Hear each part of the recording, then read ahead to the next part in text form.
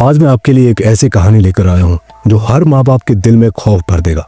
ये कहानी भले ही छोटी हो, लेकिन ये जो सीख और हकीकत का एहसास कराती है वो बहुत बड़ा है। ये कहानी 3 मासूम बच्चियों की है, पैटन, एवलिन और ओलिविया। तीनों सगी बहनें। तीनों को उनकी अपनी माँ ने अपनी जान से भी ज्यादा प्यार किया, लेकिन उनके पिता ने ही उन्हें मौत की नींद सुला दी। क्या कोई बाप अपनी बच्चियों का दुश्मन बन सकता है? क्यों एक माँ की लाख कोशिशों के बावजूद कानून ने उसे समय रहते सुरक्षा नहीं दी? और कैसे एक पूरा शहर आज भी उस पिता की तलाश में जंगल जंगल छान रहा है।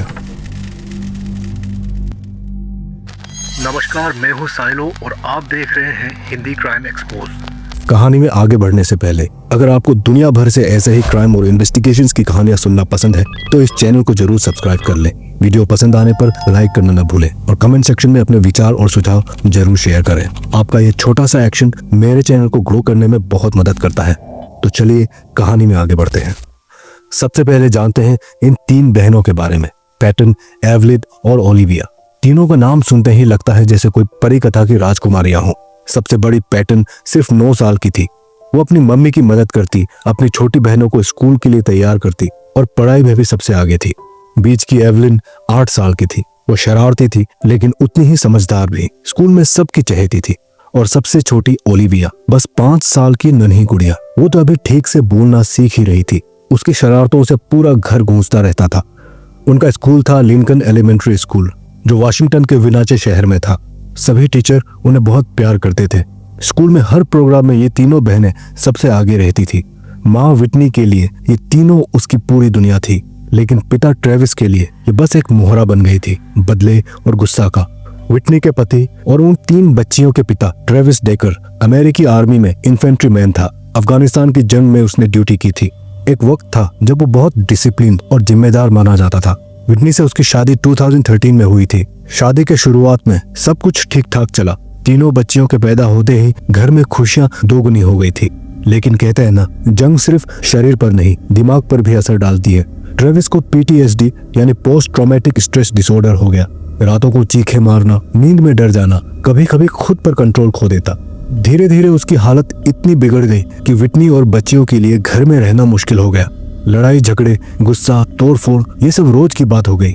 आखिरकार विटनी ने अपनी बेटियों की सुरक्षा के लिए तलाक ले लिया, लेकिन ट्रेविस ने कस्टडी के लिए कोर्ट में केस ठोक दिया।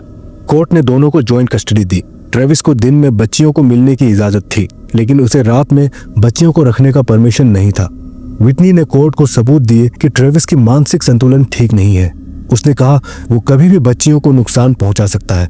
उसने सुपरवाइज विजिट की मांग की, मतलब जब ट्रेविस बच्चियों से मिले तो कोई और बड़ा व्यक्ति भी मौजूद रहे, लेकिन कोर्ट ने उसे खारिज कर दिया। कोर्ट को लगा पिता को बेटियों से मिलने से रोकना बच्चों के हित में नहीं है। ये कितनी अजीब बात है कि कानून किताबों में तो बच्चों की सुरक्षा के लिए बना है, लेकिन असलियत में कभी कभी वही सबसे बड़ी गलती कर बैठता है।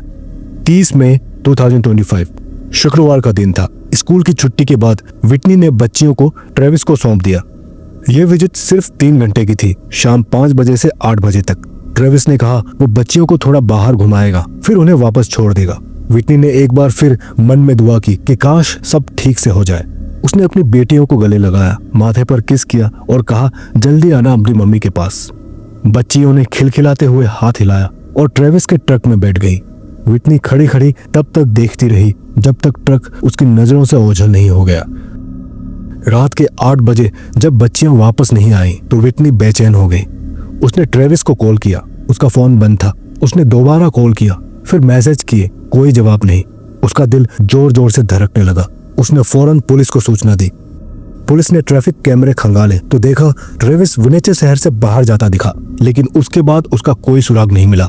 फिर विटनी ने सोशल मीडिया पर यह पोस्ट किया, ट्रेविस अगर तुम ये देख रहे हो तो सुनो, मैं तुमसे कुछ नहीं चाहती, सिर्फ मेरी बेटियां लौटा दो। प्लीज मेरी बच्चियों को सही सलामत घर पहुंचा दो। पूरा शहर उस माँ के साथ खड़ा हो गया। हर कोई दुआ कर रहा था कि बच्चियां सुरक्षित मिल जाए।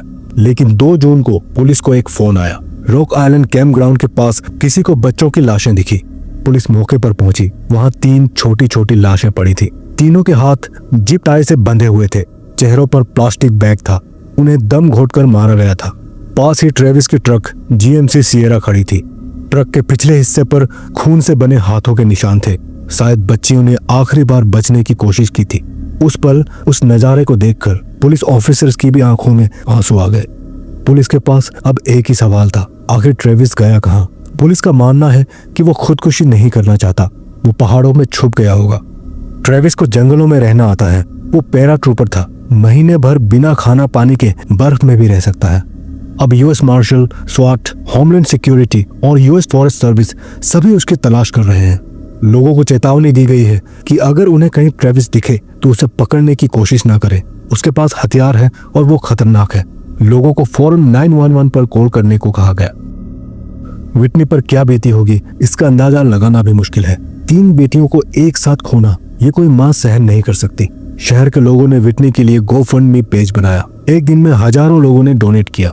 अब तक $9 लाख इकट्ठा हो चुके हैं। लोग विटनी के घर जाते हैं, उसे गले लगाते हैं, खाना लेकर आते हैं ताकि उसे लगे कि वो अकेली नहीं है। अब सवाल ये उठता है कि क्या ये हत्याएं रोकी जा सकती थी? विटनी ने कई बार चेतावनी दी थी, डॉक्टरों ने PTSD की रिपोर्ट दी, पुलिस ने नोटिस भेजे, लेकिन कोर्ट ने बच्चियों को सुरक्षा नहीं दी। कानून की एक चूक ने 3 नन्ही जानों की कीमत ले ली। दोस्तों, ये कहानी सिर्फ अमेरिका की नहीं है। हमारे देश में भी ऐसे मामले होते हैं जहां कोर्ट के फैसले या पुलिस की लापरवाही से मासूमों की जान चली जाती है। अगर आपके आसपास भी कोई घरेलू हिंसा, मानसिक बीमारी या बच्चों के लिए खतरा हो तो चुप मत रहिए, आवाज उठाइए, मदद लीजिए, कानून को मजबूर कीजिए कि सही कदम उठाए। मैं आशा करता हूं कि ट्रेविस जल्दी ही पकड़ा जाएगा और उसे अपने गुनाहों की सजा मिलेगी। उसने ऐसा गुनाह किया है जिसके लिए कोई भी सजा शायद कम ही होगी। आप इस केस पर क्या सोचते हैं? कोर्ट ने सही किया या विटनी को और सुरक्षा मिलनी चाहिए थी? अपनी राय नीचे कमेंट में जरूर बताएं। तो आज के लिए बस इतना ही। मैं अगली बार फिर आऊंगा एक नई कहानी लेकर। तब तक के लिए अपना ख्याल रखें। नमस्कार।